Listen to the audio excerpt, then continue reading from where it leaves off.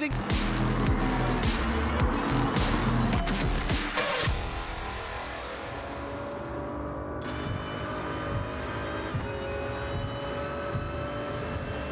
We're going to go 3 wide on the start-finish straight at the start of lap 2. Who is going to break the latest? Jones in the middle of the sandwich. Bishop on the outside. Lindgren on the inside. Hard on the brakes we go down into T1, and Lindgren takes 2 in 1. A plethora of penalties in the lower half of the top 10 here as Solis now challenges Brooks for the race lead coming down the straight. He'll go hard on the brakes into the hairpin. Solis has got the inside line. He's got track position. He's now got the race lead. Oh, here we go. Here we go into the chicane. These both are going to try and send it around the outside to the chicane. What a move from both wide. Gallo goes for a move down the inside, has a bit of a look against Rodriguez. Rodriguez runs it deep. Here comes Baptiste Beauvoir on the inside of the pair of them. There's contact between them as we come side by side. 3 wide on the corner exit. Beauvoir on the inside, Gallo in the middle, Rodriguez on the outside. Beauvoir's going to try and send it down the inside to the left-hander, but Gallo holds on to second position to run for the line. Over the line comes Koke Lopez to take the win. It's side by side for second, and Sapai is surely going to take it, but Beauvoir gets it on the line. Hello and welcome to the 2020 FIA Gran Turismo Championships. We're back in action for the final time for our online season. It is the last round, round 30 of stage 3. My name's Tom Brooks, alongside me, Jimmy Broadbent. Jimmy, North America region has been pretty exciting. I mean, I think it's fair to say we should start with Andrew Brooks. He has just been nearly unassailable this year, hasn't he?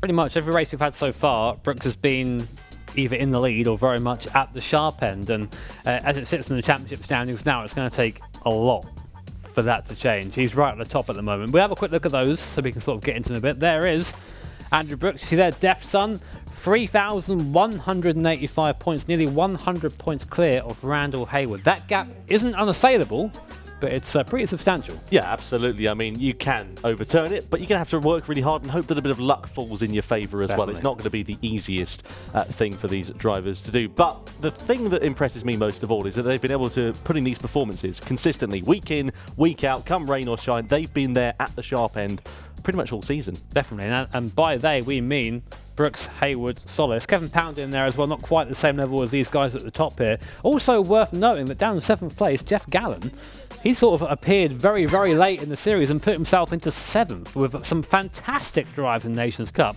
Got to say, if I was Brooks, I'd be glad that he only turned up halfway into the season, because otherwise that could look a lot different. Yeah, could you imagine? He could have been fighting him at the sharp end of the field, keeping him honest, or perhaps even have overtaken him. This, of course, is the last opportunity for our drivers to improve in their position. So Jeff Gallen, who was down there in 7th position, as we said, may be set to improve from that and maybe could jump up the order. Cause an upset for someone trying to score some points, maybe. Yeah, absolutely. Anyway, we've got 2 races to come for you, of course, Nations Cup and Manufacturers Series. Let's take a closer look, shall we, at the Nations Cup race details. So, Nations Cup, racing at the Sardegna Road Track A2 layout. If that's not a mouthful, I don't know what is, but even more of a mouthful. Red Bull X 2019 competition, the Gran Turismo car, of course, that it's just unbelievable, this thing, isn't it? It's so fast. It's like a Formula 1 car on steroids. Yeah, we just call it the X 2019 usually. It's a bit easier that way, but the car is very quick. Definitely one of the most difficult cars to drive, but one of the most rewarding when you get right. You might notice down the bottom of there it says rolling start. We actually had a bit of a last-minute change of heart and thought, you know what, let's mess things up a bit. Standing start. And of course, trying to get these cars away from a standing start, very, very difficult. 800 horsepower V12 engine, power bands all the way up there somewhere. So, yeah, not the best thing to try and put away from. And one thing to mention, a lot of these drivers don't use traction control. So trying to get 800 horsepower through those rear wheels with a contact patch the size of a credit card, probably not the easiest feat for our drivers to contend with. Yeah. But that's why they're doing it, not us. So let's see how they get on, shall we? Head over to the grid and see what happens. So the cars lined up ahead of round 30 for the Nations Cup of the North America region, the final round of stage 3 of our online season. Pole position, Andrew Brooks, the Canadian driver, heads the field. Alongside him on the front row is his teammate Danny Solis. Second row of the grid, very close behind Tristan Bayliss in P3, and alongside the American driver, it is Robbie Heck. Next up on the grid in P5 is Helt. And in 6th position is Leslie. Next row of the grid, that's headed by Randall Hayward. And then in P8 is Holman. Completing the final row inside the top 10 is Kevin Pounder. Work to do for him from P9 on the grid. Alongside him is Daniel Mitchell. Just outside, Nicholas McMillan. Good to see Nick back in the top 16 Superstars once more. Alongside him, Mark Pinnell. P13 is Rayner. Made his debut last time, of course, in the top 16 Superstars. Did very well, and here again once more. Stewart lines up alongside him, a Canadian row there. P15 is Pikrem. And 16th position and last on the grid is the bronze. So those are our runners for the 16 drivers in the top 16 Superstars. You can see the 6 drivers at the start of the grid are all on the softer compound of tyre. There are 24 laps here at the Sardegna circuit. Who is going to be leading the way, though, when the checkered flag begins to fall? We'll find out very shortly indeed. Tension is in the air, revs will be ready to rise. Andrew Brooks on the left-hand side of your screen. Danny Solis lines up alongside him. Revs are rising. Round 30 of the Nations Cup in the North America region is underway. Good start from Brooks there off the front row. Not bad from Tristan Bayliss as well. Danny Solis looks like he bogged down a little bit. He's on the inside line coming down to the first corner. Is Bayliss going to try and challenge him as well as they go through that left-handed kick? They're going to flick it right. Somebody hitting the wall there on the outside. Bayliss is trying to challenge against Solis. Solis trying to challenge against Brooks. Leslie on the inside there as well of Holman. Side by side we go. Solis is hung out to dry on the outside. Bayliss is on the inside but hasn't got the traction. Andrew Brooks holds on to the race lead. The top 3 stay as they were. A lot of drama though early doors. A lot of drivers trying to make a few moves. Yeah, really difficult place down the T1 there, or so the proper T1. T1's a bit of a kink here, but T2. It's a lot of cars going to that same space, the tarmac, and what happened there is some got shoveled out. One of them you saw in the background just about for a second was Kevin Pounder. Got fired off across the circuit and is now down in 14th position. We're on board right now with Robbie Heck chasing Tristan Bayliss down towards this long right-hander. Good place to overtake if you have the toe, but everyone right now has a toe because they're all driving one big line. Bayliss, though, making a good start and keeping third place for now. I want to say Andrew Brooks definitely doing well wrecking Canada there. I think it's the only Canadian inside the top 10 outside of Stewart who just snuck in there at the start. Yeah, absolutely. All helps out wide there on the curb. He's onto the grass. He's now lost 5th position to Holman. So runs off the circuit a little bit wide for him. Has cost him a position. And he's now got to keep an eye out in his mirrors for Randall Hayward and Dan Mitchell, who are ready to try and come back in. Bit of a slide there as well from Leslie in the background over to the left-hand side of the circuit and into the pit lane there for Randall Hayward. He wants off of those medium tyres as quickly as he possibly can. He's going to go onto the hards and presumably he'll only be on those for a lap or so. In fact, all of the other hard compound runners coming in, they'll slip themselves onto another compound and try and run those for perhaps a little bit longer. Yeah, Hayward always want to watch, of course. He's very quick in this region and in these cars, so I predict that's going to be a free stop there for Hayward. One coming onto the hard tyres and one coming onto the soft tyre, and another set of soft towards the end, because I can tell you right now, a set of those soft tyres will not last 19 laps. No, as much as he might be able to try, and even if you've got Sergio Perez-esque levels of tyre management, it's probably going to be a very difficult task, if not a near impossible one. Now we're riding on board here with Andrew Brooks. We're looking at Danny Solis and Tristan Bayliss, who are going toe-to-toe for second position. Down through the right-hander we go. Solis coming under ever-increasing pressure here from Bayliss. It was a really fast start from the man who qualified on the second row of the grid of Bayliss, and now he's putting all sorts of pressure onto Danny Solis. The question is, can he find his way past, and when is he going to find his way past? Because if he's stuck too long behind him, all the while that they're close to one another, it's allowing Andrew Brooks to just extend that advantage. It's now up to 8/10 of a second here. Yeah, it's a funny thing around these cars, of course, is downforce in the dirty air. It does really stop a lot of overtaking moves, but saying that, coming down the straight here is the best place to be. You get a nice long draft down here, all the way down towards this kink at T1, then down to the heavy braking at T2. Luckily for Danny Solis, he's still getting a little bit of slipstream from Andrew Brooks. That will probably not be there next lap if Andrew Brooks continues to put away the way he has done. And as we predicted, Randall Hayward coming in for the soft set of tyres, already made 2 stops in 3 laps, so he's getting those out of the way as soon as he can. And I think Tom is trying to run in some clear air. I can imagine so. That's the thing when you come out of the pit lane, is you want to be in clear air. He's not necessarily that much in clear air though, because he's right behind the bronze. Now he's only 1.5 seconds adrift of him. Danny Solis getting sideways coming out of the right-hander.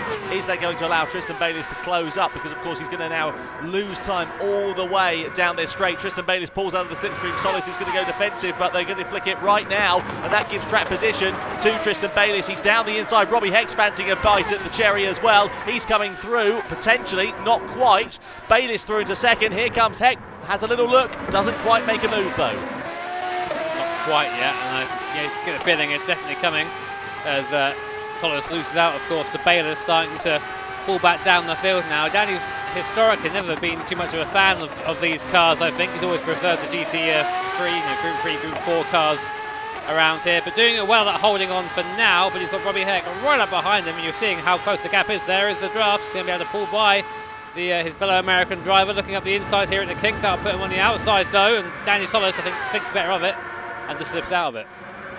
They could lose a lot more time, and now he's trying to attract Tristan Bayliss. Bayliss going defensive. Heck going late on the brakes though, sends it round the outside into T2. What a move from Robbie Heck. He's into second place, and that was audacious. What a run he had through the first corner to set that up on the brakes into the second turn. I don't think that Tristan was expecting that, otherwise he would have covered it across. He sort of went into the corner as normal almost, and then so he won't go around the outside. Oh, he's gone round the outside. Oh bother. There you go, that's him losing out on second place. And just like that, Robbie Heck is already making a gap to the guys behind and trying to chase down Andrew Brooks. Meanwhile, Mitchell and Holman are going side by side, and we're going to come now down to Star's right hand. Holman will be on the outside for this one, but then on the inside for the next set of corners. Has he got alongside enough to get by? Mitchell's forced out wide. There isn't much grip out there for Mitchell. He's still making it work though, using the downforce of that X2019 to stay ahead for now. These guys, though, fighting is going to allow Leslie in the background to come back into the fray as well, and it does mean also that Help ahead of them is going to get away. Holman! Oh, I did that a few times when driving the car, and I'll tell you what, it's not that easy to recover, and I'm surprised he did. Fair play to Joseph Holman for being able to recover that, as you say. That was very impressive car control. Now Leslie is looking pretty close behind the back of him as a result of that slight mistake there. So let's see whether Matthew can find his way back through. Riding on board here with the driver in 8th position, 2 cars in front of him. That'll be a nice carrot dangled in front. 19 laps remaining here, coming through the first corner. It looks like Holman's got himself gathered up, and he's trying to attack Mitchell once more on the brakes into turn 2. Mitchell defends the line, claims the apex first, holds a nice tight line, gets a good exit out of there. Crucially though, doesn't allow Holman an opportunity to sneak on through as things stand. But these guys very close to one another. There's a penalty for Robbie Heck in second place. We haven't seen what that's all about, but a 1-second penalty is going to cost him very dear indeed here. It's certainly going to cost him second position, probably going to allow Danny Solis to close up and get himself within touching distance once he's served that penalty here as well. That is a big shame there for Robbie Heck. Oh dear, the wheels coming off his wagon, and Tristan Bayliss trying to attack. It's all in vain though for Tristan, because he doesn't have to worry about it too much, because after this next couple of corners, Robbie Heck will be slowing down by 1 second. Bayliss will have a free ticket to go sliding on through into second place once more. Here we go. Big shame there for Heck. He might end up losing out to Daniel Solis as well. No, he shouldn't do actually. It's very much one at a time through this section, so he should be able to keep it for now. He does do, but that's going to allow Daniel Solis and behind them Helt as well to have this draft now coming down towards T1. That wasn't there a lap ago. Very annoying for Heck. I can only imagine that was some sort of contact penalty. But you see it in these races. You have one penalty like that, especially if the field this close, it can ruin your chances at a potential win. Well, he was the fastest man last time around, Robbie Heck, there as well. And I wonder whether, if it wasn't contact, whether it was track limits, and maybe he just exceeded that a couple of times, and that's what the 1 second came from, because normally you get half a second if you exceed track limits. Do that a couple of times, though, that of course increases up to 1 second. Either way, now he is in third position. Now he's having to keep an eye out of Danny Solis in his mirrors, and Helt's actually doing a really good job of keeping Danny Solis honest here as well. That's nice to see from Helt, because we haven't seen him fighting at the sharper end of the field, especially in these Red Bull X 2019 cars, for a long time. 36 races he's competed in the Nations Cup. He's only taken 1 victory, so it's quite a small win percentage that he's had, but he's still managed to qualify for these top 16 Superstars races, which is no mean feat in itself. And to be fighting inside the top 5 will be something that I'm sure will be making him smile behind the cockpit there. Definitely, no. Win's a win. You always remember your first, or your second, or your third, and definitely first in my regard. But yeah, he'll be happy with that. I mean, you're still fighting consistently at the top end of this very consistent North America field. I don't see why that's a bad thing whatsoever. But right now, he's having to focus on who's behind him, and just like that, he's already pulled a second on Danny Solis. So he's definitely not over there for Robbie Heck. I think that if he gets his head down, he'll be able to probably get by Tristan Bayliss once again. Andrew Brooks, I think, maybe slightly out of reach. The Canadian driver already has a 3-second lead, and We're only 7 laps into this race. In the background, I saw Helt there go for a dive on Danny Solis. Solis goes defensive there to try and make it, try and defend, but he can't. Helt goes round the outside too. Danny Solis there getting absolutely mugged. Again, I don't think he expected that. That was a move actually going into T1 because Helt was ahead of Solis into the braking zone. It was actually Solis attacking Helt into turn 2 there. It's interesting because Danny Solis clearly got caught napping, I believe, on the straight. That allowed Helt to come past. I think he might have had a bit of a moment actually coming out of the final corner, which cost Danny Solis drive and momentum. Down into 5th place he is now, and well, his race is just going really kind of poorly in these mid stages more than anything. He's having a bit of a shocker here. As I said, I don't think Danny likes his car too much in a race scenario. I think he's okay there out there putting in the hot laps. Of course, it's a bit of a different scenario from when you're in a race situation, but here right now he just doesn't seem to have a response for these top 4 guys. I mean, he still needs decent distance, Danny. Still needs to grab those points when he can, and falling down here in the last round, that's the last opportunity to get points here, the last opportunity to get superstar points, which is even more than you would get normally, and yeah, he isn't really making the best of it right now. So over the timing line we go once more to break the beam and start lap number 8. Meanwhile, Andrew Brooks, he's cleared off 3.3 seconds. He holds an advantage out in front in this race. We seldom talk about Brooks when he's on form like this because he's just so dominant. He's able to pull out an advantage. He's hardly challenged over the course of the race. I mean, it's still early days yet. Things can still go awry. But if you're Andrew Brooks, you're looking pretty comfortable here, aren't you? Does he think he's got this one sewn up? I mean, potentially. I mean, he'll know better than to get complacent and think, oh yeah, well, I'm going to win this, you know. But when you're in the cockpit, when you're driving, you're looking at the times, you're looking at you know, the lap count, thinking, right, okay, I've got a good thing going right now. I'm going to just keep trying to do what I'm doing, stay consistent, just try and set myself a lap time to go and chase. It's really easy to get almost distracted when you're out front because you think, well, I haven't really got to look in my mirrors too much. All I've got to do is just go forward, and you end up maybe looking at your phone or something down the straight. Not so much doing that in a real car, but you can do it in the sim. Here, but I think Brooks definitely has a good chance here to round off what has been a dominant season really for him in Nations Cup. All he's got to do is just keep it clean, keep it on the road. He knows his strategy. I think we'll probably see him in either next lap or lap after. If he's going to go for the double soft. Tristan Bayless into the pit lane there. Yep. Robbie Heck also in, as well as Helps. Danny Solis coming in. Lots of drivers, in fact, aside from Andrew Brooks. So he's trying to go then for the overcut here, clearly, Brooks. He's got a comfortable advantage anyway, so he doesn't need to worry too much about it. But a lot of drivers, as you can see, inside the top 10 and indeed now outside of it as well, coming into the pit lane to make their pit stops. They'll emerge out on the medium competitive tyres, the vast majority of those drivers, aside from Tristan Bayless, who goes onto the soft tyres once more. And that's an interesting call there for Bayless because he's, of course, he's got to run the medium and the hard tyres, so he's going to be 3 stopping then in this race, unlike you would assume Heck, Helt, Solis, Holman and Mitchell, who are probably only going to be 2 stopping here. Yeah, well, that'll probably be a 2 stop, I imagine, though. If they've gone from soft to soft, then you know what's going on there for Bayless. That's definitely going to be a 3 stop. I was thinking, though, if I was Brooks in this scenario, why have he left it another lap? Well, he's got a bit of a gap. He can afford to lose a second if he wants to. And then have a nicer tyre at the end of the race, or maybe try and pull off, as you say, a 2 stop instead of a 3 stop, and just have less potential to have a mistake into the pit lane. That's the thing you have to think of as well, is every other pit stop you have, you're upping the chance of a potential mistake going into the pit lane, maybe clipping the wall, maybe making a mistake getting on throttle coming out of the pit lane. So you have to keep that in mind as well when doing your strategy. So Brooks is coming for the medium compounded tyre, so that shouts 2 stops to me. Yeah, one would assume so there for him. What about Tristan Bayless? He continues on. Is he going to get the overcut or the undercut on Brooks? Coming out of the pit lane, though, Brooks is still clearly ahead by an even bigger margin than he was before that pit stop. So the softer compound tyre Tristan Bayless is on. He now needs to push like the wind and try and close that gap down. Of course, he's on a faster compound tyre. That rubber underneath him is also very fresh as well, so he should be able to close that gap down. But of course, closing up on your rival is one thing. As we know, getting past is quite another, especially at this circuit where it can be quite tricky. It's all down to the straights, and there's only a few overtaking opportunities, really. One of them potentially into that corner if you can set something up and you've got a good amount of faith in your driver that you're battling with. But it's not the easiest track to find your way past. Yeah, it's one of the real overtaking opportunities is what we're probably going to see here. Danny's a bit too far back there, I think, to make the move, but to come down the hill, it's a long drafting zone down here. It's not straight, but it might as well be. You're flat all the way through, and you can just sort of sneak up the inside and just right-hand it if you're close enough. Danny isn't, of course.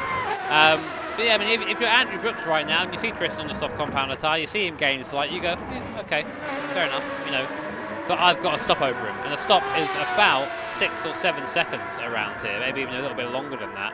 So as long as Tristan Bayliss doesn't get by Brooks and then put up maybe a 3 or a 7-second lead or whatever, it's all fine. Well, let's see what happens then. So Solis in P5 there, Helt in 4th position. Over the timeline we go once more. That gap now coming down to under 2.5 seconds, briefly between Brooks and Bayliss. So Bayliss very much on a charge and looking very quick indeed. Just looking at the difference in lap times there. Brooks, of course, was out of the pit lane last time, 125.8 there for him. Bayliss a 123.9, so significantly faster. We'll keep an eye on that. In the background there, I saw some drivers getting pretty close to one another. I think that was behind Danny Solis. Looks like Daniel Mitchell, Leslie and Holman were very close for company. Indeed they are. You can see a quartet of drivers coming down through these S-bends, getting ready to slam it on the brakes as we come into the hairpin. And then down the long straight. This is one of the best overtaking opportunities. All about the exit out of that corner, getting a good run out and not allowing your rival to get too close. All of these drivers are on the medium competitive tyre, bar the man in 9th place of Nick McMillan. He, of course, should be a bit quicker than these guys at the moment, but, of course, as we know, finding your way past can be very tricky indeed. Look at the run that Leslie got out of that corner. He's got a great run here on Dan Mitchell then. Mitchell knows that, goes defensive into the left-hander. Leslie has to hold firm. Look there as well as Holman was well out of shape, well wide. That's allowed McMillan through into 8th position. And now he is down into 9th place there. Nick McMillan up into P8. And he's got 2 Red Bull X 2019s on medium tyres in front of him. Yeah, Holman just missed his braking zone there. I watched him just not make the corner, unfortunately for him. But his misfortune is again Nick McMillan, as you say, on that soft tyre. Should have a little bit of an advantage in terms of corner and grip over the 2 guys in front of him. Leslie might look for a move here on Mitchell. Mitchell goes defensive, as you would expect him to, coming into T2 here. McMillan, I imagine, is going to probably try and get the cut back on Leslie here, try and get a nice run out of the corner. Oh, man.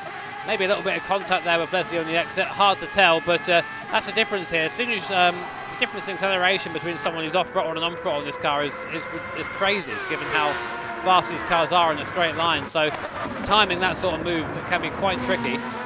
They're still 3 abreast though, with Mitchell, Leslie and McMillan now heading back down the hill. Mitchell really at the moment is the one with his mirror full of X2019s. I wouldn't want to be in that position, to be honest. It's always scary to have to sort of keep an eye on the guys buzzing around behind you, especially through here where it's a good place to overtake. No one tries it, but McMillan looking very, very close to the back of Leslie now. Meanwhile, that gap at the lead has come down to 1.9 seconds. Here comes McMillan on the inside of Leslie, down into the left-hander, late on the brakes. Easy pickings there for Nick McMillan. So much more confidence under braking with that soft compound of tyre. He's through into 7th position and is now in a bit of a sandwich here because he's trying to attack against Leslie. I don't know whether, trying to attack against Mitchell rather, and trying to keep an eye on his mirrors for Leslie. Don't think Leslie's going to be able to retaliate too much. But either way, this is a very welcome sight here for Nick McMillan. Just having a look at where he started in this race. He's made 4 positions compared to where he qualified and has gone soft to soft. So he's going to be 3 stopping then in this race. So he's got to run the medium and the hard compound of tyre at least in this one. So let's see whether that's a strategy that's going to work out for him. Tristan Bayliss is probably in a better position to take more of an advantage of it, whilst McMillan is involved in traffic. Not probably where he wants to be on that soft tyre. He'd like to be in a bit of clean air to create that gap to everybody else who's a bit slower than you at the moment. Yeah, this is the thing, is you can come out with a strategy you think is going to be fantastic, and then it relies you being on clear air, and that very rarely happens in one of these races, so it's definitely a gamble taking that. And Randall Hayward, someone else has taken that gamble. Look where he is, at the back of this pack, having to try and find his way through in the soft compound of tyre. So the free stop round here maybe not the way to go unless you have that clear air at the front of the field, like Brooks, like Bayliss. Bayliss is still capturing Brooks, but again, not by enough, really. He's not getting the most out of that tyre right now. Well, he probably is, actually, I should say, but Brooks is matching him on the medium compound, which when you're going around thinking, what more do I have to do to beat this guy? You know, Andrew's been so fast this season that Even on a softer tyre, Tristan's struggling to gain any more time back. Well, given the average deficit of these tyres, it's probably about half a second or so. The fact is, last time around, Andrew Brooks a 1:24.1. Last time around for Tristan Bayliss, clearly he must have made a mistake, or in fact maybe not made a mistake, a 1:24 flat. So less than a tenth of a second separating those two drivers, and that just goes to show the pace that Brooks has got in this Red Bull X 2019 car. Despite being on a slower compound tyre, he's able to match the pace of Tristan Bayliss. That gap now beginning to stabilise. I wonder whether Bayliss, now he's stuck in the dirty area, is just not able to close the gap down as much as he was perhaps expecting to do so. And also bear in mind, as I said before, he's got an extra stop to make over everybody behind him pretty much at the moment, down to Mitchell. So you have to wonder, like, was this the right call for Tristan Bayliss? He's going to get jumped by Heck and probably by Solis, probably by Helt as well. So afterwards he'll probably be down in P5 or so with that extra stop. He needs about 7 or 8 seconds from the nearest person behind him, which is Robbie Heck, and currently it's only 5. Needs to keep an eye out for fuel as well. That's something we haven't really talked about too much in this race, but fuel consumption is definitely going to be key when these drivers take on fuel. They'll have to do it in at least one of their 2 or 3 pit stops in this race. It's just a case of when you opt to do that, when the time is right. And I don't think any of these drivers have taken on fuel so far, given that they've only made 1 or 2 stops. Aside from Randall Hayward, who just came in last time round, he's now down in 12th position and has made his 3rd stop in this race. Presumably will be trying to run to the end. Solis and Helt coming into the pit lane. Helt is definitely going to have to take some fuel on board. Only 7 litres left. He was running that very fine. Everyone else is on about 20 or so.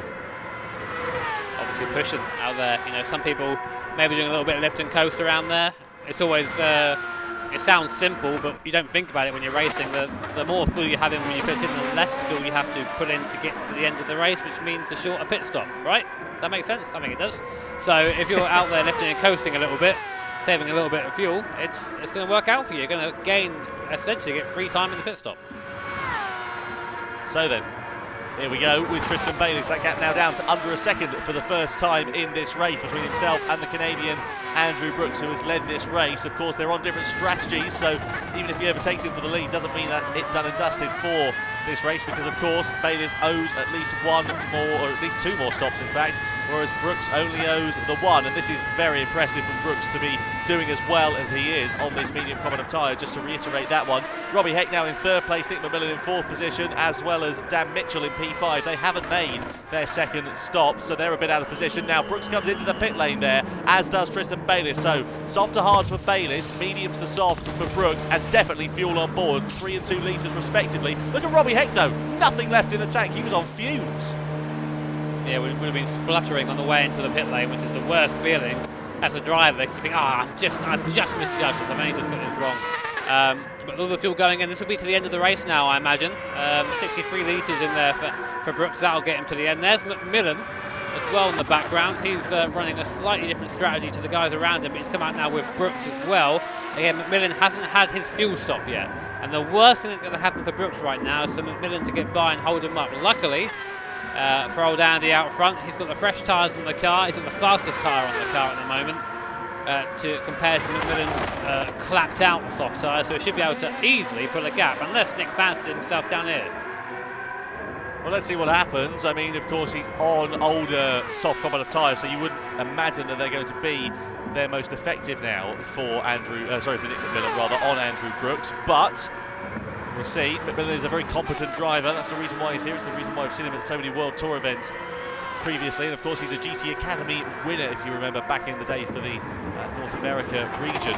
But still 3rd position on a different strategy there. I think Brooks would have breathed a sigh of relief really coming out of the pit lane ahead of McMillan, because as you said, Jimmy, it would have cost him very dearly indeed in terms of his strategy, and could have potentially cost him a lot of time in holding on to that race lead once he makes his final stop. A lot of drivers has now made their final stop, as we saw last time around. Just keeping an eye out as Tristan Bayliss comes into the pit lane. So he was in the race lead. He's got 5 litres of fuel left though. He's going from the hard tyres onto the mediums, taking fuel on board. McMillan comes in there as well with 2 litres left in the tank. He goes from soft to hard.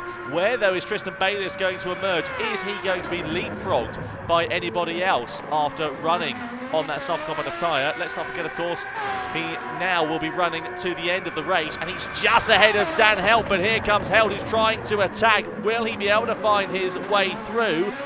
Oh, penalty there for Bayliss as well, so it looks like there was contact clearly between the two. Yeah. Apparently worth 5 seconds as well. I didn't see that. Tom, I don't know about you.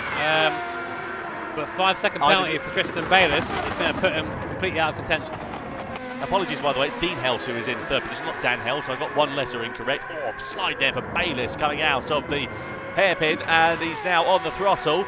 He's now having to defend from Dean Helt then, who pulls alongside.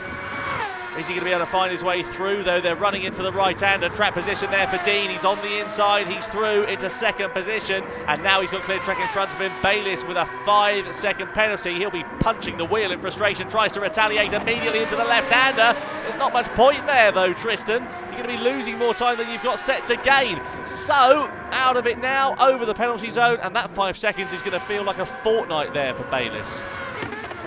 My theory there is that maybe Helt caused that penalty for Tristan Bayliss, and Bayliss may be thinking, well, you know what, I'm not going to let you by, I'm going to make it as hard as I possibly can, and I'm going to try and come back at you as well.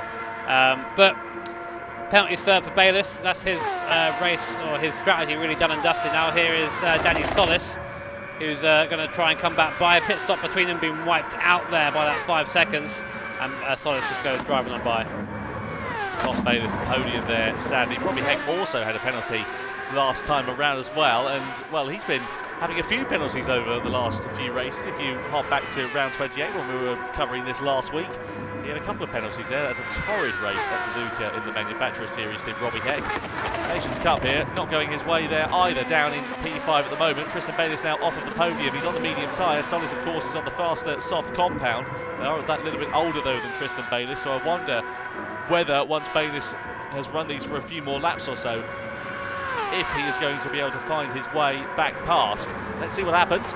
Down through into the right-hander we go. Keep an eye out in the background there. Kevin Pounder has been slowly making his way up through the field. He's now in 7th position, made 2 positions compared to where he qualified, and looks like he's going to be on those soft tyres now until the end of this race. So he is 2-stopping, one of the only drivers in the midfield that is in fact doing that. You can see a lot of other drivers who are 3-stopping, especially further down outside of the top 10 there in particular. And that's interesting as well, isn't it? So if we look at that, Jimmy, why would you 3-stop over 2-stopping here? What's the benefit? Just try and get the max out of that soft compound tyre. The soft tyre is faster than both medium and hard. We know that. It's sort of a GT fact, TM.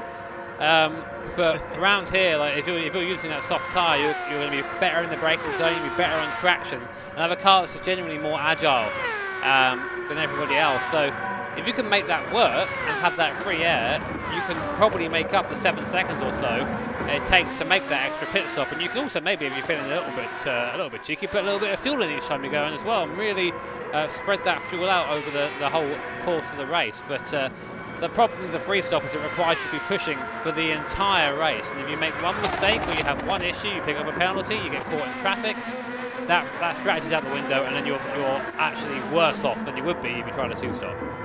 Paging Tristan Bayliss, penny for his thoughts after exactly the same thing, as you said, happened to him. He got that penalty, compromised his strategy, and looks like it's cost him a podium here. So, as you said, it can cost you very dear, and that is exactly what it's cost Tristan Bayliss. And well, he is going to be very disconsolate, I would imagine, after this, the final round of the Nations Cup. On the flip side, this man here, Andrew Brooks, once again, has just been inch perfect all race, hasn't put a foot wrong. I just struggle to comprehend how he does this week in, week out. We're on different car and circuit configurations all the time, and it doesn't seem to matter what we seem to do. We change it up as much as we can. He's always quick. Pretty much, this is what happens when you're at the top of your game. You know, people can throw whatever they want at you, and within 3-4 laps you'll find yourself fighting at the lead of the race, you know, and that's Andrew Brooks. And meanwhile, Heck is trying to squeeze up the inside there of Randall Hayward, collects the wall instead, slows himself right down. That's one of the things down there. These cars are very wide. I don't know if you've really seen that when you're driving around, but you're sat right in the centre of the cockpit there, and it's quite hard to understand just how much room you have on either side. Heck is really pushing on Hayward now. There's a big advantage there on the tyre on Heck, or he's just feel like he's a lot quicker and wasting no time getting by Hayward. I've seen a couple of social media posts of Heck recently being quite, shall we say, aggressive in some of his actions, and they're showing it that, you know, that's continuing here today. But he needed that to get by. He needed to get by Hayward as quick as he could.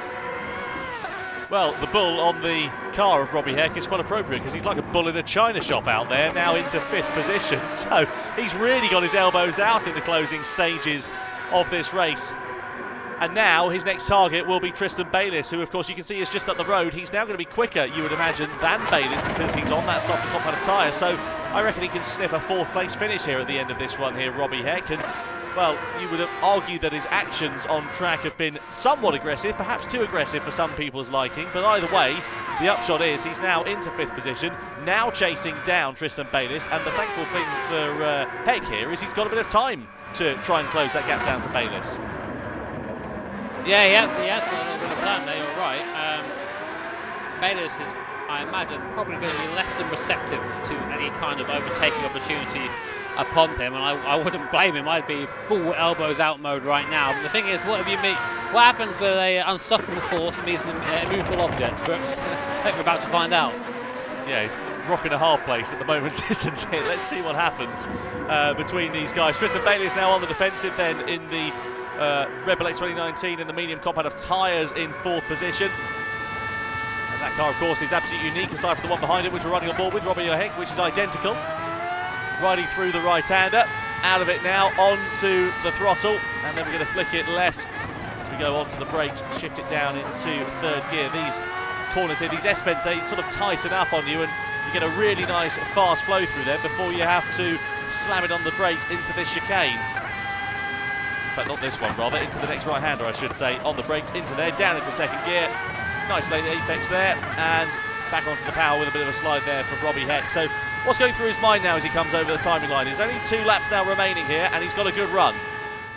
That's what he's going for. He's going, right, I'm going to have this right here, right now. I've got the run, I've got the slipstream, I'm going to drive on by, and I'm not going to look back. Bayliss is going to try and maybe position his car in a way that looks like he's going to attack back again, but Heck's got the better brake, the better tyre, so the better braking capability. He'll go on by now, and he'll be thinking, right, so now it is 2.8 seconds to Solis in front. Can I make that up in 2 laps?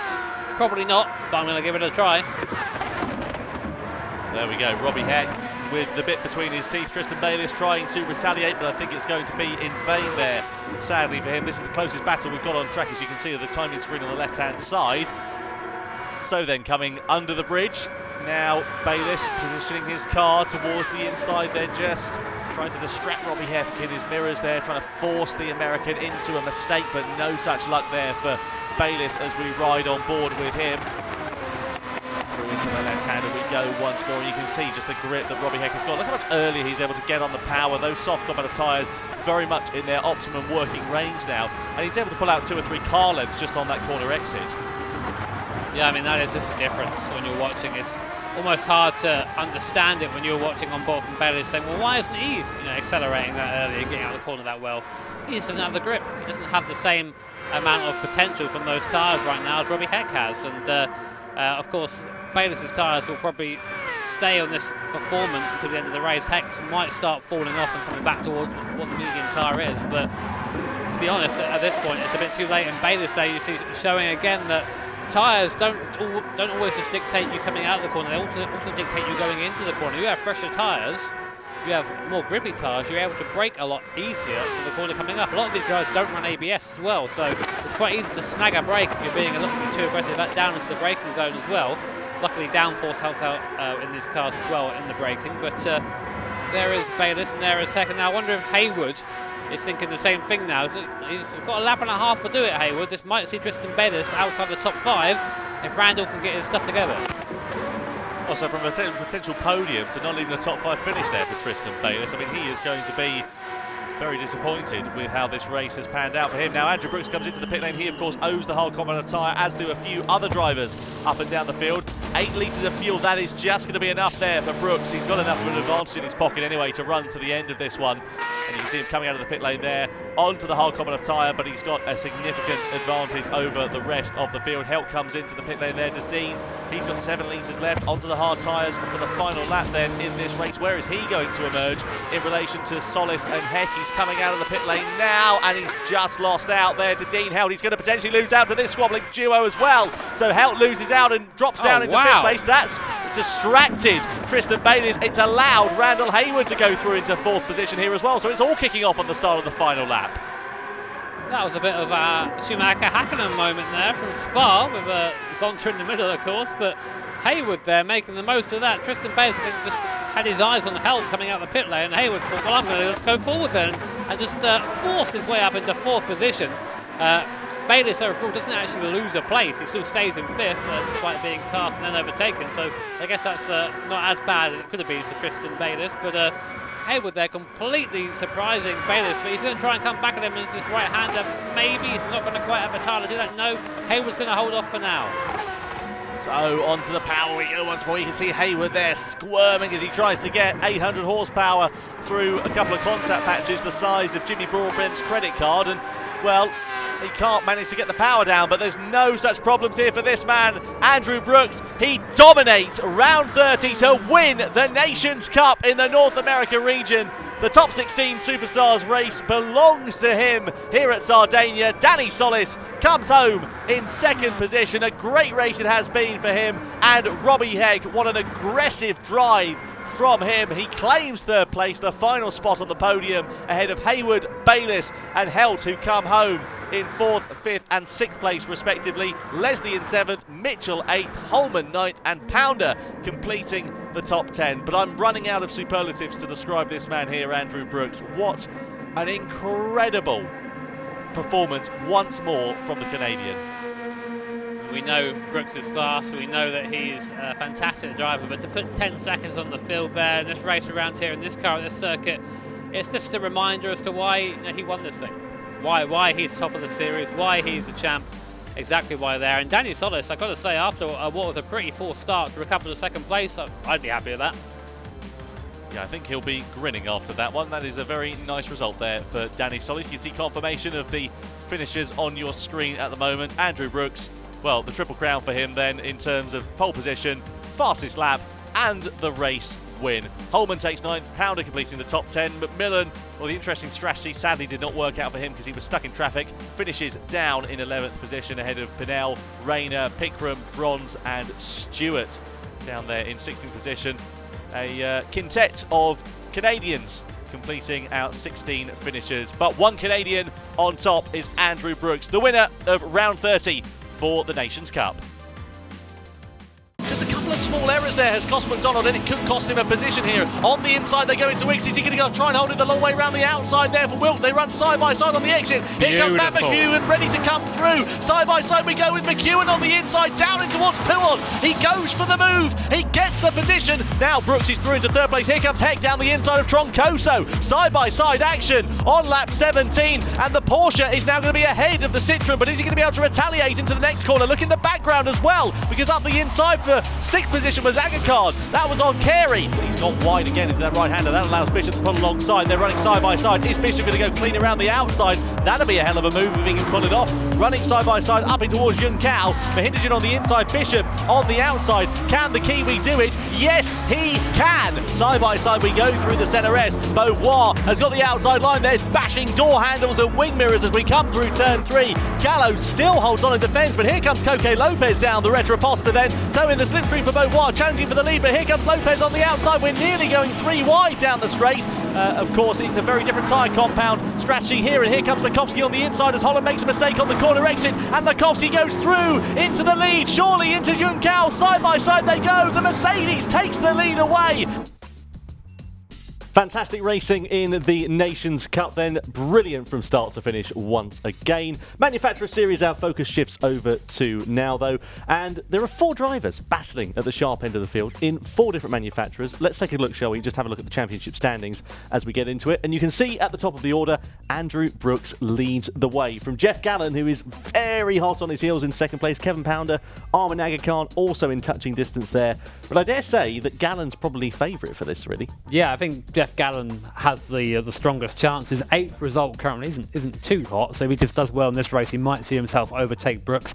But honestly, it's a fight between these 4. There's only about 100 odd points near between the lot of them, so a good result maybe for Agacard could even promote him up into the lead. So we'll see. Absolutely, and we only have to look at Gallen's performance last time. He dominated that Manufacturer Series race when we were at Suzuki, didn't he? He just absolutely cleaned off into the distance, and he'll be riding high on confidence after that. Well, just go to show you haven't got to do every race to be here. You know, it's only your best 8 results that count. You can do 40 races, won't matter. if your best 8 results aren't there, and that's pretty much what Gallen's been doing. So this could be a big upset for Brooks. Absolutely. Let's take a closer look at the details for the race then ahead of this one, because it's Group 3 cars at the Tokyo Expressway South Inner Loop circuit. Racing medium tyres, so only the one compound of tyre available. Drivers are probably going to have to make a pit stop, maybe be a bit careful on fuel, because as you can see from the track map, a lot of full throttle areas here, so that's going to be quite heavy on consumption. Yeah, that, and we have also 8 times tyre wear as well, so you don't want to be on those tyres too long, trust me. So we might see a bit of undercutting going on. Get on the pits a lap earlier than the guys in front, maybe get a bit of free air, get out in front. But as you said, lots of drafting around here, so being in front isn't necessarily a good thing. Well, one thing to mention, of course, is that it is a street circuit, so there's no runoff. It's the barrier if you go a little bit wide, so that's going to make things even more challenging for these guys. Yeah, those barriers are hard around here, and they're not very forgiving at all. No, absolutely. Let's head over, shall we, and see how this race gets on. So then over to the grid for the final Manufacturer Series race of the season in the North America region. We're at the Tokyo Expressway, we're in Group 3 cars, and we've got Arman Aga-Khan in the Toyota Supra, who starts on pole position. The front row of the grid, also alongside him, is Andrew Brooks, our winner from the Nations Cup just moments ago. Kevin Pounder in the Hyundai Genesis is in 3rd position. And Danny Solis, podium finisher, of course, just a couple of minutes ago in the Nations Cup, was also in P4. Richard Castro in the Nissan GTR lines up in 5th. Jeff Gallen, work to do for him and a title potentially to win here today in 6th position in the Dodge. Donovan Parker in the Volkswagen Beetle is in 7th place, and 8th is Tristan Bayliss, who'll be hoping for a better time of it in the Manufacturer Series. P9 Christopher Lynch in the McLaren 650S, and then 10th position is Troncoso in the Lamborghini Huracan. P11 Randall Hayward, difficult qualifying for him clearly in the BMW M6. Alongside him is Daniel Mitchell in the 2nd of the Dodge Vipers on the grid here. P13 is Carey in the next Volkswagen Beetle. Nick McMillan in the Aston V12 Vantage lines up in P14. 15th place is Parker Leach. And completing our 16 drivers all the way down at the back of the grid, Robbie Heck in the Porsche 911 RSR. There's only one compound of tyre here, Jimmy, but there's a few drivers, I would say, that are out of position. Yeah, I think so. This is what it's like around here, of course. This Tokyo Expressway circuit is really has a big emphasis on power and top speed and drag, or the lack of it. Those cars that are best at that, and of course that Toyota Supra at the front looking like it's one of them, we'll have a good time around here. The most important thing for us to take a look at is the fight between Andrew Brooks and Jeff Gallen. Brooks 2nd, Gallen 6th. Whoever finishes higher out of the 2 drivers right now will be the Manufacturers Series champion. So Arman Aga-Khan leads the field around then over the timing line. One last rodeo in 2020 for the top 16 superstars in the North America region at the Tokyo Expressway. 17 laps for our drivers to contend with. Who is going to be on top at the checkered flag when it falls? That's anybody's guess, but we'll get the answer very soon indeed. Round 30 of the Manufacturers Series for the FIA Gran Turismo Championships is underway here at the Tokyo Expressway. Aga-Khan leads the field over the line, followed by Brooks, followed by Pounder and Solis. So into the first corner we go. The field a little bit more spread out compared to a standing start, so nobody's going to be thinking about finding their way past at the moment. But look at Brooks already closing up onto the back of the Toyota Supra of Aga-Khan. It's crucial if he wants to get into the lead and try and pull out an advantage that he finds his way past as soon as he possibly can. But that's not an easy task here at the Tokyo Expressway. The slipstream certainly counts for a lot. Into the first heavy braking zone we go. Pounder has a bit of a look into there, but not able to find his way through. Brooks is a little bit wide through that corner. Does that allow Pounder to close up from 3rd? Not quite at the moment. Aga-Khan still leads the way though from Brooks and Pounder here. Does at the moment, and as you say, Tom, that Brooks is not going to be able to really get out in front and put away. That Citroen will not allow it. It's not that quick down the straight. It is fast through the corner, so as long as he has someone to pull him along, Andrew Brooks is going to be able to do a good time of things. Meanwhile, behind him though, Kevin Pounder in the Hyundai, and then Danny Solis in that WRX Subaru. That's been very fast throughout the season down the straight, so he'll be having his eyes to mirror for that as we come through the tunnel for the first time. As it comes down to the hairpin, which is one of the best overtaking spots on the circuit. Aga-Khan, Brooks, Pounder, Solis, and Jeff Gallen up to 5th in the background. that's something that Brooks is going to have his eye on. And again, a reminder, this being the last round of the championship, whoever finishes higher out of Brooks and Gallen will walk away with the Manufacturers Series here after round 30. So it's all coming down to the last race. So there's no better way for it, if you ask me. Yeah, that is what we love to see, an absolute dogfight on track between these drivers. Just having a look, Robbie Heck's made a couple of positions from where he started, from 16th up into 14th. Randall Hayward has lost out. He's now down into 12th position as Heck is going door-to-door with Parker Leach by the looks of things. That is now for 13th position between those drivers. Aga Khan still leads the way. A penalty there for Christopher Lynch in the McLaren. Very easy to do so here because, of course, these drivers are running so close to one another. There's no runoff at this circuit either. It's just very, very hard metal arm coat, and as such it's quite easy to run into another driver out on track. So maybe that's what happened to Chris Lynch. Maybe he's been grinding the barriers a bit too much and has been deemed to gain an advantage. That is what the track limits count for here at the Tokyo Expressway. So through the tunnel we go then on lap 2. Look at Brooks trying to challenge against Ahmed Aga Khan, draws alongside onto the braking zone we go. Solis is having a look as well at Pounder by the looks of things. Up the inside we go. Brooks takes the lead away, Solis takes third place away. So 2 moves made by 2 different drivers in the space of a corner, and 2 positions lost there for Aga Khan and Pounder respectively. Yeah, if you're Jeff Gallen, you're sitting there and watching all this happen, thinking I need to get involved in this sooner rather than later. There is the Dodge driver right now on board. You think this V10 Vibe will be pretty quick down the straights, but even compared to these other guys, it isn't the fastest thing in a straight line. Going through the tunnel now, driver's eye perspective. We're locked onto the back of Kevin Pounder in the Hyundai in front. In front of him is Danny Solis, and you can see your main rival here. You can see Andrew Brooks just at the head of this little train coming up to the hairpin then for the second time. Jeff's not quite close enough for a move, but Aga Khan looking back up the inside of Brooks. He's going to try to go back up into the lead. He will do, I think, on the outside. Brooks is going to have it all hung out to dry on the outside. This is going to allow everyone to just compress back again. And I think Brooks got the run out of the corner there, so he'll keep the lead for now. But all this fighting, that's what Jeff needs to see. And Jeff has just snuck by Kevin Pounder there up into 4th.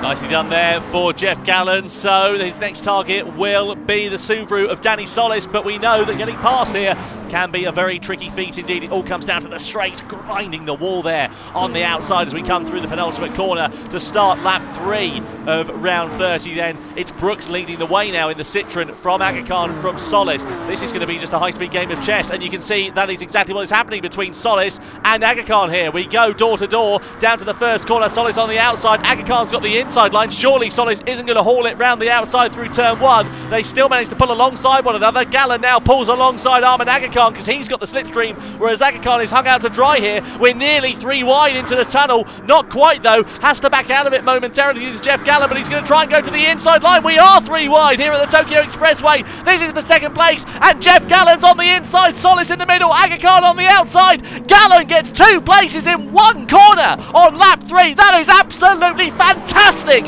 from Jeff Gallen. Through into second place. What an opportunist move.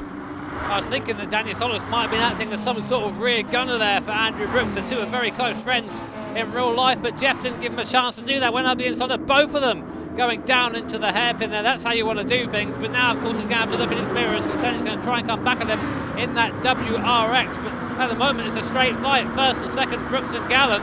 Whoever finishes ahead is going to come away with the series. And right now, Gallen's got his mirror full of Subaru coming down to the hairpin. Will Solis go for a move? Aga Khan there in the background too. I imagine Gallen's going to go some forward defensive coming into the hairpin here. He does. Keeps the position for now. Aga Khan back up into 4th place. Tristan Bailey's there hauled out on the outside as well. Penalty for Richard Castro in this group, and somebody's into the wall there. Looks like Donovan Parker it is who's going down the order. He's been given a penalty to add insult to injury, so clearly some contact between himself and another driver has sent him tumbling down the order in the Volkswagen Beetle. That is a very unwelcome sight indeed there for him. Richard Castro with that penalty as well. As you can see, 2 seconds. That's going to drop him out of touch with this these drivers squabbling now for position. It's, well, 7 cars that are battling effectively for the race lead at the moment. That's soon to become 6 potentially, maybe even 5, because look at Andrew Brooks now, 1.5 seconds. Where does he find these advantages? Because it's so hard to find that here at this circuit. So he was given those advantages, Tom, when they're all fighting down at the bottom of the course there. It looks really cool, and you feel like a bit of a bad man when you make a free wide path work to your favour. But you come out of it and you've lost a lot of time, because that's not the usual line you take into the corner.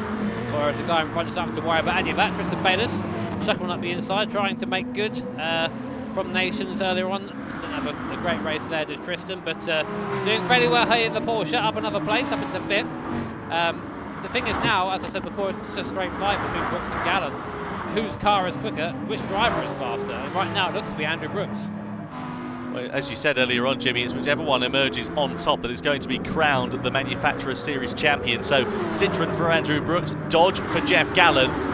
30 rounds of an online season coming down to this. That's a tantalising prospect, isn't it? This is quite tantalising as well. Here is Kevin Pounder going side by side almost with Tristan Bayliss there. Just pulls out of the slipstream of the Porsche very briefly. Not able to find his way past at the moment, but Bayliss has been slowly making a bit of an ascension through the field. Now into 5th place, holding off that charge as well. Look in the background, Richard Castro trying to attack Troncoso as well. And the Nissan driver is now ahead of the Lamborghini for P7. So the fight back continues there for Castro. That's for now. I mean, but Castro is out of position. That penalty as well really didn't help out. Luckily, that GTR we know is fairly fast in a straight line around here, and we'll keep referring to that as cars being fast or slow in a straight line, because that is what you need around here at the Tokyo Expressway. And if you have a car that is as quick and you have a drive, you can sort of get away with it, but not so much. And right now we're seeing that because Jeff Gallen is sort of out front on his own, he doesn't quite have the speed to stay with Andrew Brooks, so he's actually starting to fall back a bit from the Canadian drive. And this will be a bit of a disaster in Jeff's mind. He's done all the hard work, getting from 6th up to 2nd place for a direct challenge on Brooks, but now he just can't make that step for that extra 1.8 seconds. So what would the step be? Does he need to start working with another driver to close that deficit down? Yeah, but who's going to work with him? That's the thing. I mean, as I said, Danny and Andrew are very good friends in real life. So if I was Danny Solis, I'd be thinking, well, I might just stay here. We're not gaining, this is going to help out my friend up above there. But of course, it isn't always that simple, especially when you're driving. You find that the friendships you have when you're driving don't really exist when you're out there on circuit. I find that. So maybe there's a bit of that going on too, but there's not much Jeff can do. He needs someone to run in front of him who's about the same pace as Brooks, if not a bit quicker, so they can kind of slipstream and take it in turns drafting each other, but he just hasn't got that right now. Andrew Brooks, that gap now sits at over 2 seconds. Looking here at Danny Solis then in the Subaru, still all over the rear wing of Jeffrey Gallen. Armin Aga Khan fancying a bite at the cherry as well. Just been going backwards since where he qualified on pole position there for Aga Khan. Did he qualify there on merit? Was it through luck? Another driver's not able to get a clean lap. We're not 100% certain. Either way, he's now sitting 4th fastest. The brake disc glowing up, lighting up here for Danny Solis as he goes hard onto those brakes, into that hairpin and out of it now. Back onto the straight once more. Let's see whether he is able to find his way past. Just looking at the championship permutations here, Solis needs to beat Aga Khan by 2 positions to take 3rd place in the championship. That at the moment is not enough for Solis, so as you said, he's not going to be able to work together with Jeff Gallen here. He's not going to want to anyway, because he's not Jeff Gallen's best friend. And he has got, obviously, his own championship position to worry about, Danny Solis here. He needs to get himself ahead of Gallen before long. Well, we might be having a bit of a repeat of what we've seen in other series, where it's you just wait. You wait till the end of the race and you get by there. It's there's a bit of a waiting game going on here around here, especially when the cars are so similar down the straights. But right now, Daniel's got a bit of a run. We're on board in the WRX. Let's see what he does with his throttle. He's lifted, so he's waiting behind Jeff Gallen. Why? Does he not want to be the leader of the pack? He's defending there. I mean, you don't take fuel in this race. There's no fuel being taken at any point, so all I can think of is that he doesn't want to overtake Jeff, he doesn't want to be helping Jeff at all with the draft, and that's all I can think of right now. That's all I can think of. But then again, he's not thinking of his own championship, so I'm struggling to work out why he's not just going for the move. Maybe he just doesn't want to pounce too soon on Jeff Gallen. Look at him here now, closing up. You can see they're lifting off that throttle coming through the tunnel. We want to see these moves being made because it makes it exciting for you watching at home. Makes it exciting for us here in the commentary box. But all the while they're sat there, there's just that tension building and building and building, but nothing really being done about it. So we just have to play the long waiting game, and that's exactly what Danny Solis is doing. He's playing that long game. Gallen is defending. You can see that Aga Khan is also beginning to try and attack. They've dropped Kevin Pounder and Tristan Bayliss. Now 2.7 seconds those two sit. They're still squabbling amongst one another for track position for 6th place in this race there as well. Meanwhile, Troncoso versus Dan Mitchell for 8th position has just changed hands there as well. The Lamborghini now is ahead of the 2nd Dodge Viper in the field. Randall Hayward's made a little bit of progress now into 10th place. Our first pit stop also takes place as well as Donovan Parker, we saw him facing the wrong way a couple of laps ago, comes into the pit lane in the Volkswagen Beetle. Carey also following suit there as well, going again onto the medium compound of tyre, because that's the only tyre compound we have in this race. They'll make their first pit stop, they'll come out of the pit lane, and they will be racing once again. It's interesting actually here, isn't it, Jimmy, because the pit lane is kind of halfway round the track. It's not at the start-finish line. No, it's just a car park, basically. It's a car park that they've put on the side of the expressway. And the pit entries are my favourite thing around it. People just send it in there sideways because they just get caught by the pit limiter and they can just do what they want to do into the pit lane. So it's always very fun to watch.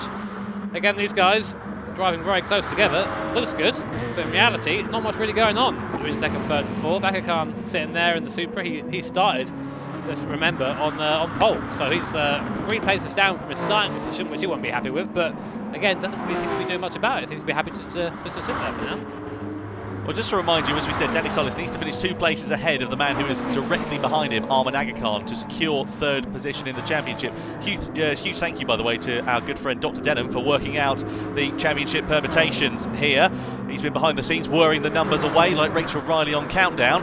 And you can see Arman Aga Khan is not worrying too much about that because he needs to find his way past both of these drivers in turn to get himself up into 3rd position in the championship here as well. So when is he going to be thinking about making a move here? All the guys just being so patient with one another at the moment, not making those moves, nice and calm as it sits. But of course, oh hello, I was just wondering where Jeff Gallen had gone there. He's gone off into the pit lane. That's where the pit lane is, halfway around the track, and he has decided to duck out from this, so we now have Solis versus Aga Khan for 2nd position. I wonder if he's going to try some sort of weird undercut. I don't really know if that's going to work or not, given that we've seen what makes cars fast around here, and that's a draft. He was starting to gain very slightly with Andrew Brooks before coming in there, so maybe the Citroen driver having a bit of trouble with his tyres at this point. It's weird to think this race has been kind of so quiet outside the first few corners, really. I mean, they're all nose to tail around here, but no one really going for any sort of move. Everyone thinking of a long game around here as well. And it feels like a long game when you're on lap 8 of 17 around here, of course. But I will be interested to see what happens with Jeff Gallen, where he comes out, whether he gets a little bit of a draft somewhere. He's come out right behind Mitchell. So here's Aga Khan now, going for a move, I think, on Danny Solis. Goes to the outside. Danny Solis, I think, is going to let him by. He does too. Gets out of the throttle and lets Aga Khan back up into 2nd place. Maybe now they're thinking about trying to go a bit quicker, trying to get that draft, trying to work together a little bit and try and make sure that Jeff Gallen doesn't jump. Well, very impressive stuff indeed there from these drivers. Good display of racecraft between them. You said actually, Jimmy, that Jeff came out right behind Mitchell. He's actually 3.3 seconds away, so he's in clear air, but of course he's crucially not got that slipstream here. Here he is. Yeah, there he is. Yeah, so I know. Yeah, normally you want to come out in a bit of free air, but really around here it wouldn't hurt to have a little bit of a draft. Fellow Dodge competitor Mitchell in front of him as well. I wonder if there'll be any sort of assistance given there. Of course, Nick McMillan in the background running 9th. He's not had a good race so far. He's the 3rd person down not to make a pit stop so far. So that Aston Martin not having a good time of things around here, it seems.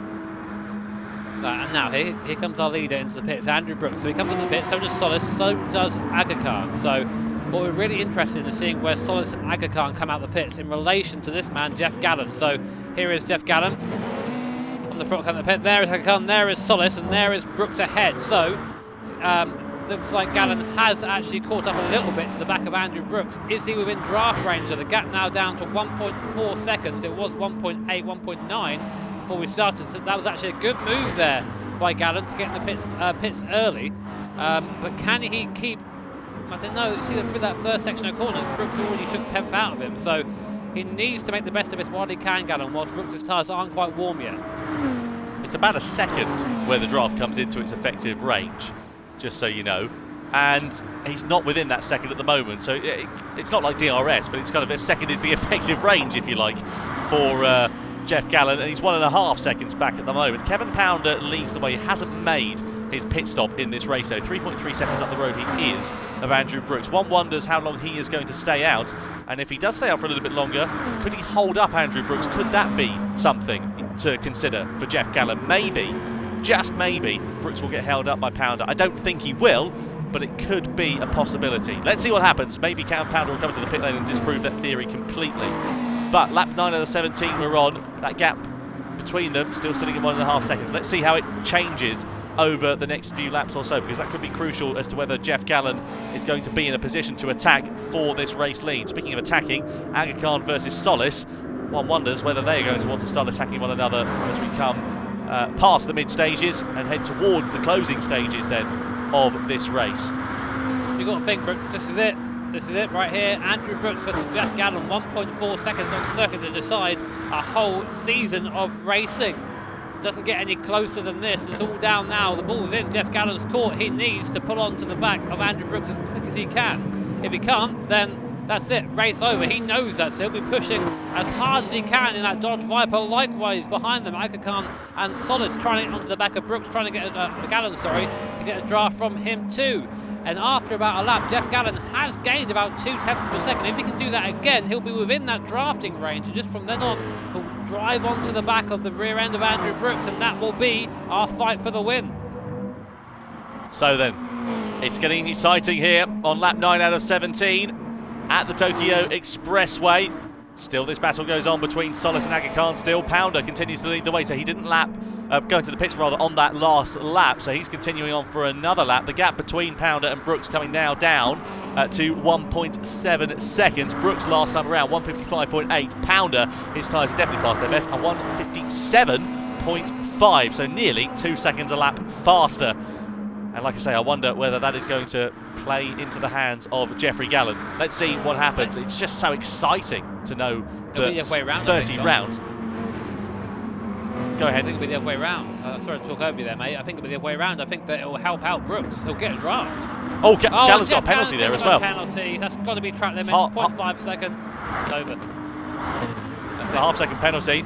It's not necessarily over, but it's a harder task for him to do so. And yeah, I mean, that was the opportunity that he needed to get into that second, but he's now going to have to drive within his, out of his skin. Let's see what happens here for Jeff Gallen. Either way, that is going to be a very unwelcome sight for the American in that Dodge Viper. He's driven so well all season, and if it comes down to a penalty deciding potentially the championship battle, that is a very disappointing set of circumstances. Not only for Jeff Gallen, but also for you at home watching as well. We wanted to see it go down to a battle on track, and if it's decided by a penalty, that is a big shame. It is. Now, interestingly though, Kevin Pounder opting to stay out for another lap. That is going to harm Brooks big time, unless I'm fairly sure that Pounder's on the same team as Brooks and Solis as well, so might be a little bit collusion going on. I always like a bit of a conspiracy theory, but right now that's not helping, because look, Kevin is very slow for this section here, so maybe it's going the other way. Here's the other side of the coin. Is he going to let Andrew Brooks through before long and hold up Jeff Gallen on the other side of it? Do the full Damon Hill. Was it on Schumacher versus Frentzen, I believe?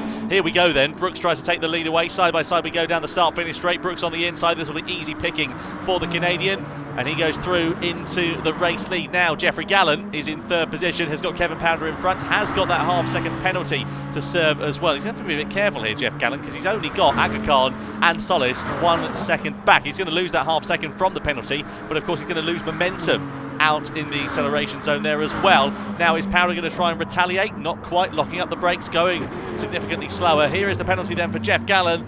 And what is this going to mean for the Dodge Viper driver? It's going to cost him a chance potentially to attack for the race win. Is it going to cost him a potential podium here as well? Here is the penalty being served.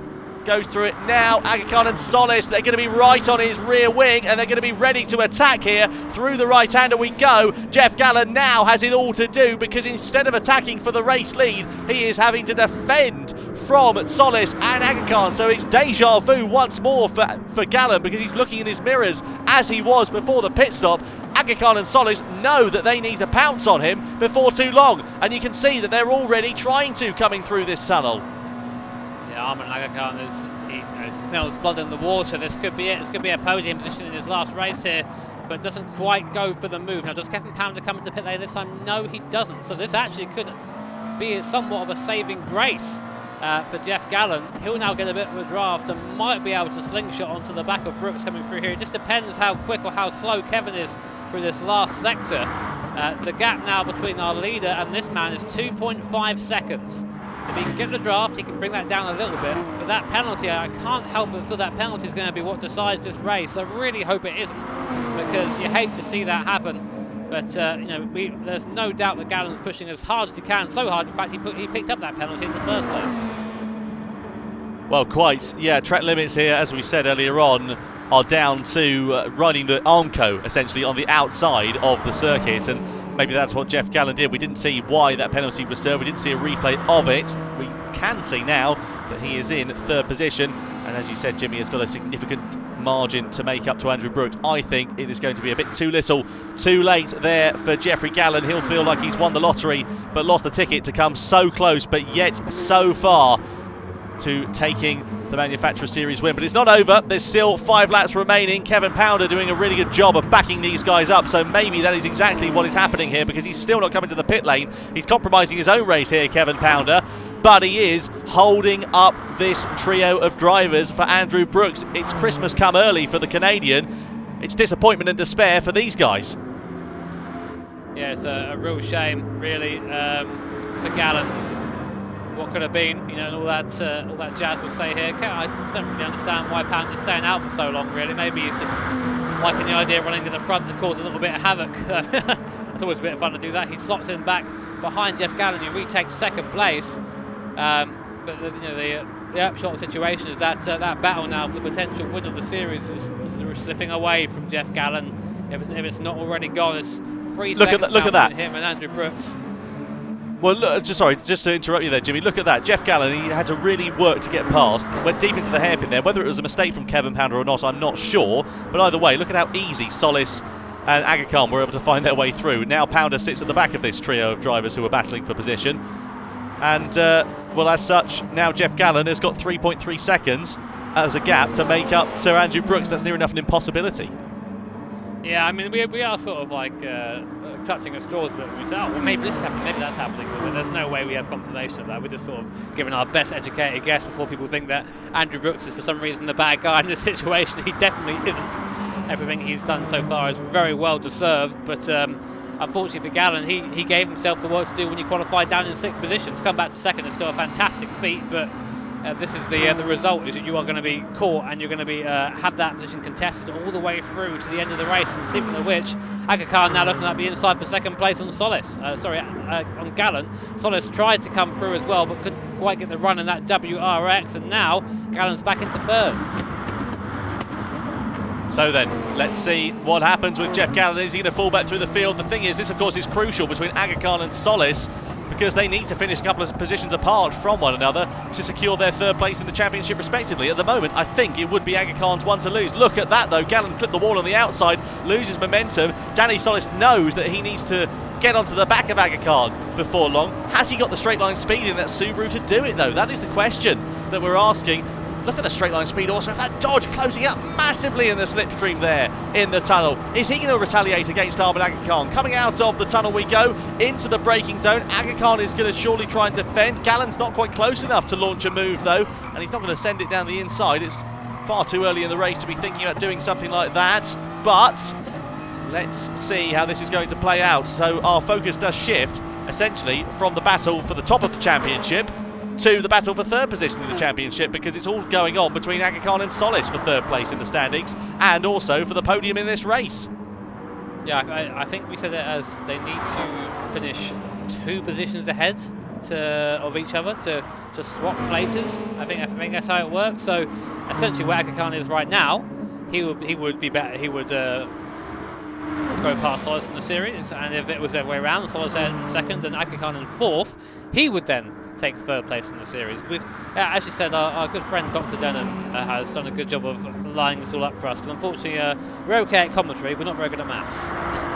No, it took me a long go to pass my maths GCSE, unfortunately, and we won't dwell into my levels of education, or they're in lack of. Here is Gallen, though, trying to attack against Aga Khan. Side by side we come. It's easy pickings there for Jeff Gallen before the braking zone. He's back through into second position as they go into the hairpin, into the port area of this circuit. He's now back through into that position there. So, let's see whether Jeff Gallen can do anything to break a gap to Aga Khan. Let's see whether Solis can do anything to attack against them as well. I wonder if Solis is playing that long game. We saw him lifting off that throttle earlier on in this race. Maybe he's just waiting for the last couple of laps to try and pounce and try and take the both of these two.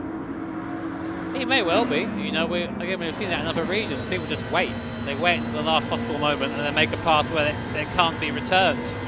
We're through the tunnel, and I watch the throttle input of Danny Solis. Let's see what he does. Does he lift again? He's been doing that a little bit through here. No, he's completely flat now. So I think now is the time Danny's starting to think about it. Oh, I had a little look at the inside of Aga Khan there. The thing is, the braking zone, if you brake a couple of meters too late at that speed, your braking distance is just massively exaggerated from what it would usually be, and you find yourself just spearing into the guy in front, which usually means a penalty, and that's the last thing you want at this point in the race. So really, Danny's being careful, but he's not lifting anymore.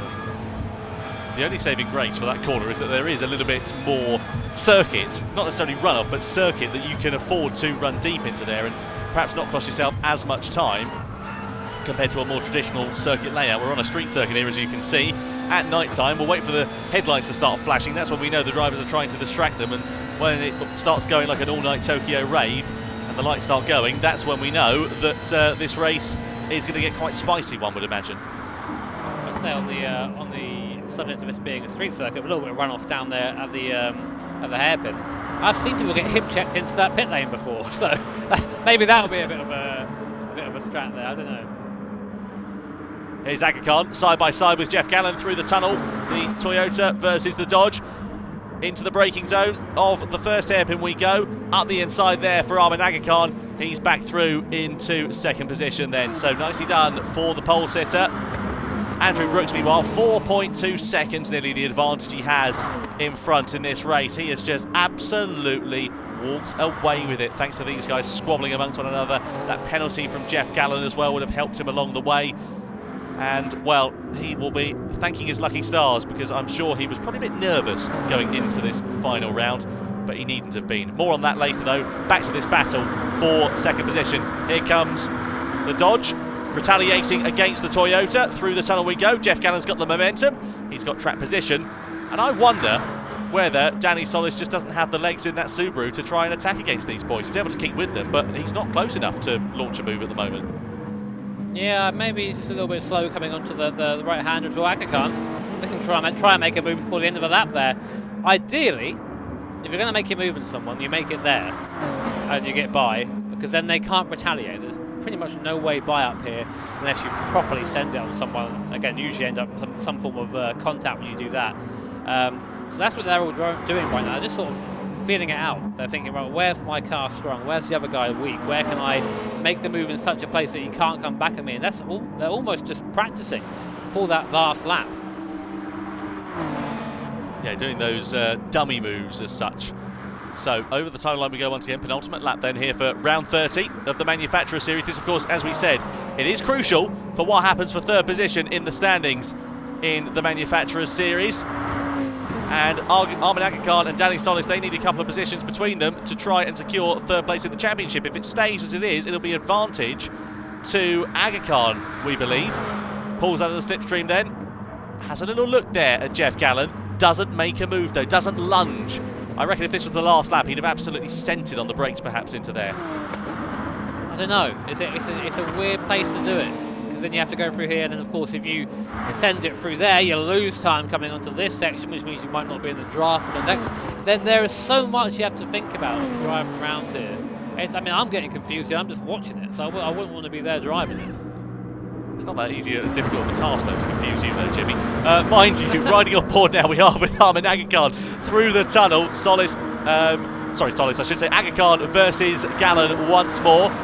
Dodge versus Toyota. Aga Khan has a bit of a look. Jeff Gallant, second position, he stays for now. Aga Khan, though, is going to have a bit of a lunge. You can sense it into this corner. We're going to go late on the brakes once more. Is Solis going to have a look as well? Aga Khan's late on the brakes. He's in the inside line. The brake disc slowing. Aga Khan and the Toyota are through. A slide there on corner exit for Gallant. Is that going to cost him momentum up the hill to start this final lap?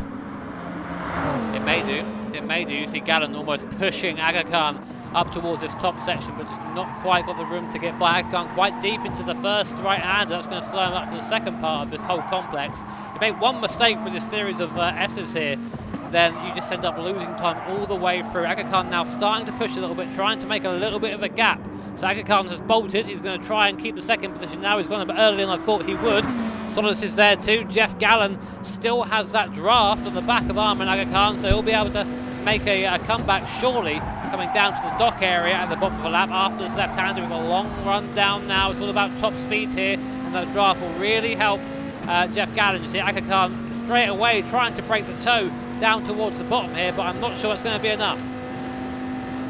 So then, on board we go with Jeff Gallant, pulls out of the slipstream there, and he's going to go later on the brakes. You can sense it, side by side into the braking zone. Gallant's deep though. Aga Khan's going to switch it back up the inside. The Toyota back through into second position then on this final lap. Now, if you're Jeff Gallant, where do you pass? Is it coming into these next series of corners, or is it going to be a last corner lunge? Surely they can't do that at this Tokyo Expressway. Gallant's got to get a good exit out of here, get into that slipstream and get right on the rear wing again of Aga Khan here. He's in the right place, and you can see why he's now getting that draft. He'll have the overspeed alongside he goes. Aga Khan getting the move done nice and early. He wants to be on the inside now, coming down to the hairpin. Armin will have the draft again. He'll put into the slipstream. He'll start getting the overspeed as well. Jeff, I imagine, will go straight to the inside of the circuit. He does. He's going to try and defend that move there. Danny Solis there in the background too, finally using some of that speed from the WRX. Not quite close enough though. Jeff and Armin go side by side. Armin's going to have the outside line and the better run off the corner. In the background, Danny Solis sideways. That's still going to be side by side coming up the hill. And I think Jeff Gallant's going to have it. This is looking like a very welcome result there for Jeff Gallant. Aga Khan is trying to find a way. He's trying to invent something to get his way through, but it's not going to be, I'm sure of it, a run to the line. Maybe it will be. Let's see what happens. Andrew Brooks, though, is coming through the final corner and out of it now to take his 10th win in the Manufacturer Series and the top of the standings in the North America region. Jeff Gallant surely is going to hold on to second, and a penalty at the last line there for Armin Aga Khan is going to cost him third place in the race. Is it going to cost him third in the championship? Let's wait and see. But here we go then with Troncoso ahead of Tristan Bayliss. Andrew Brooks, though, for Citroën, wins the Manufacturer Series race here at the Tokyo Expressway. It's 2 from 2 in round 30. Once again, a 10th win in the Manufacturer Series for the Citroën driver. And it is, finally for him, the top of the standings in the North America region, in both the Nations Cup and in the Manufacturer Series. What a perfect season it has been for the Canadian driver, and what brilliant racing we saw between Gallant, Solis and Aga Khan there. Yeah, I forgot there was other cars in this race, frankly. That top four fight had us thoroughly occupied throughout the entire thing there, and Gallant will be kind of ruining what could have been. I think about that penalty, he could have actually challenged Brooks at the front there, could have locked onto the slipstream, but when all was said and done, in a straight fight, Brooks was faster. Well, there we go. I wonder whether that is going to cost third position there to Armin Aga Khan in the championship. You can see the confirmation of your finishes on screen. Another a double crown there, I should say, for Andrew Brooks. Wasn't quite the pole position for him in this one, as we know, but fastest lap and the race win. And the top of the standings at the end of the Manufacturer Series is going to be all that bit sweeter for the Canadian driver. What a season we have had in the North America region for the top 16 superstars. Well, that does bring an end to the top 16 superstars in 2020. Jimmy, you're going back into hibernation now, I think, right? Yeah, in my cardboard box for the winter now. Yeah, he's been outside for far too long, to be honest with you. Goodness me. Well, stay tuned to all of the Gran Turismo social channels and the website as well for more information. We've got a big announcement coming very soon about what we're up to for the remainder of 2020. In the meantime, from Jimmy Broadbent and from myself, Tom Brooks, thank you very much for joining us, and we'll see you soon.